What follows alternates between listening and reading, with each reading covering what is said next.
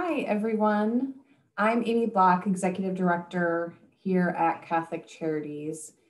And if you're a parent, you may at times have wondered during, especially I think throughout the coronavirus, the pandemic, which has been going on for about a year now, how much screen time is too much screen time for your child.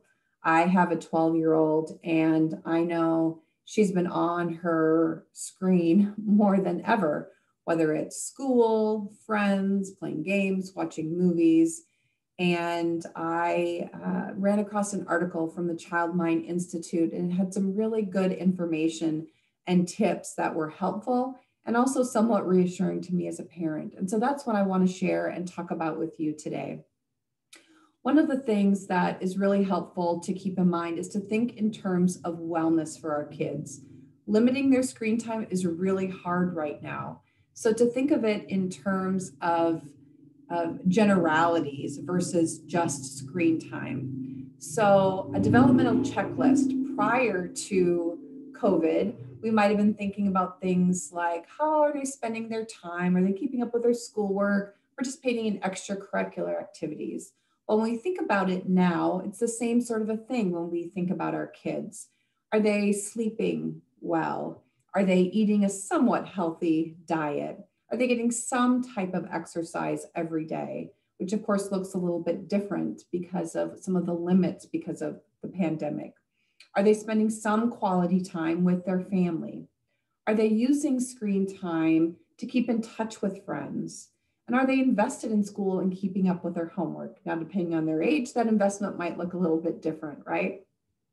If you can answer yes to most of those questions most days, then it's probably not a huge deal if your child is watching an extra episode or two or three of their favorite show on a device.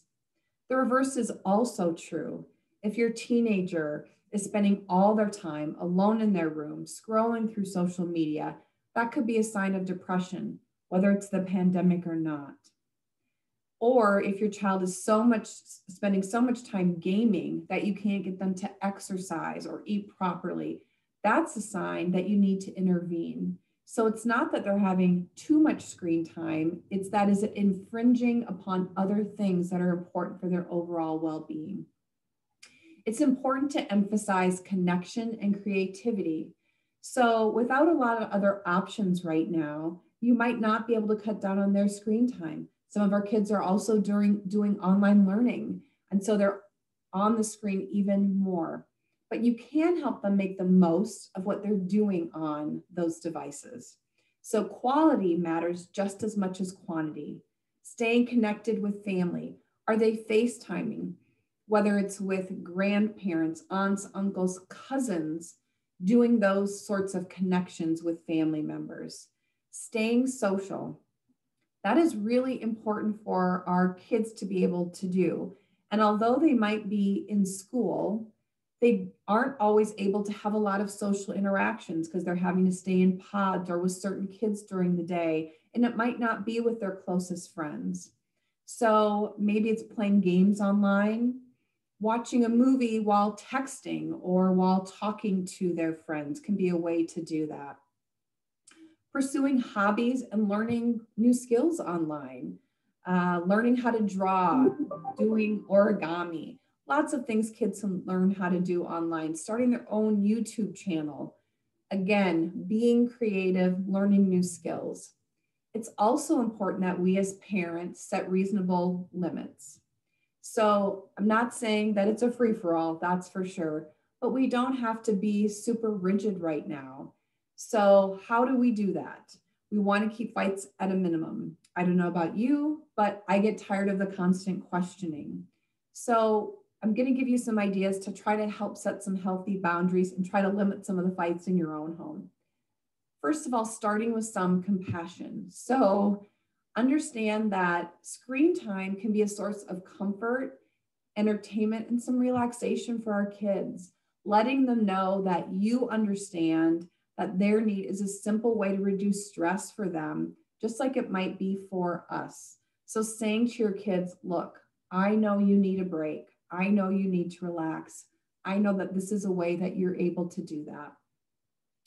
Offering screen time as a bonus, using that extra screen time as an incentive. Make sure you let them know what it is they need to do to earn it. So not just say you can earn extra screen time if you do extra chores. Kids don't necessarily know what that means depending on their age. So being very specific. If you take the garbage out today, you can earn an extra 10 minutes of screen time. So being very specific with our kids. Brainstorming alternatives. So it's really important when we tell the kids that, get off your device and go do something fun. Go do something with your brother. Get outside and enjoy the weather. That is not going to work with kids. We even say to them, or they say they're bored. We don't know what to do. Well, go find something to do. We think as parents, that should be enough. And, frankly, many of us think it should be. But when we tell our kids to get off the devices, give them something concrete to do instead. Give them ideas. Why don't you go get a board game and go play with your brother or sister? Come up with a list of ideas with the child that when you're not on the screen time, what are some alternatives you can do? So when that time comes, they've got a list that they can choose from. So things that are fun for them. Keeping a schedule.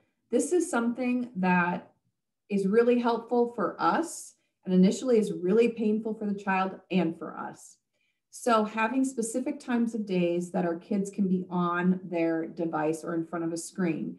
So maybe it's the 30 minutes before dinner. Maybe it's the 30 minutes when they get home from after school or whatever that is, and have it very specific. The structure helps kids know what to expect. It helps cut down the requests for, can I be on my phone? Can I be on my iPad? And know that once you do this, initially, kids will push back. So us as parents have to stay the course. Usually when we put things like this in motion, they fail because we don't do that as parents, not because our kids don't listen or they're rotten or bad. It's because we as parents fail. So initially, they're going to push back. They'll be moody. They'll be irritable. That's what kids do. That is a natural, normal process that kids go through to push boundaries. And they'll ask 1,000 times. They'll get angry. They'll storm off. That's what's called an extinction burst. And our job, we're trying to extinguish a behavior. When we stick to our plan, even just for a few days, that behavior on their part will become extinct. It'll become a normal, natural part of our routine. And not that they'll never ask again, but it'll become much less frequent. It'll become a normal part of their day. So if we can tolerate it for a few days, it'll get better. And last, we have to model healthy screen use. So if our kids see us on our phones all the time, or if we're watching a movie and on the phone, or playing with them and on our phone, again, kids are going to model what they see us doing, not what we say. So we want to try to do that as well. And last, go easy on yourself and our kids.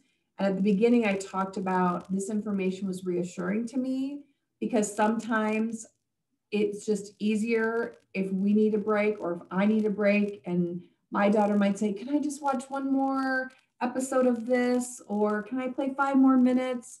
And I know she shouldn't, and it's time for her to go to bed, but it's just easier for me to avoid an argument, or I just want 5 more minutes of my own show. That's okay. It's impossible for any one of us to be the perfect parent right now. And really, it is not the time for strict limits. We can be flexible. Our kids are okay.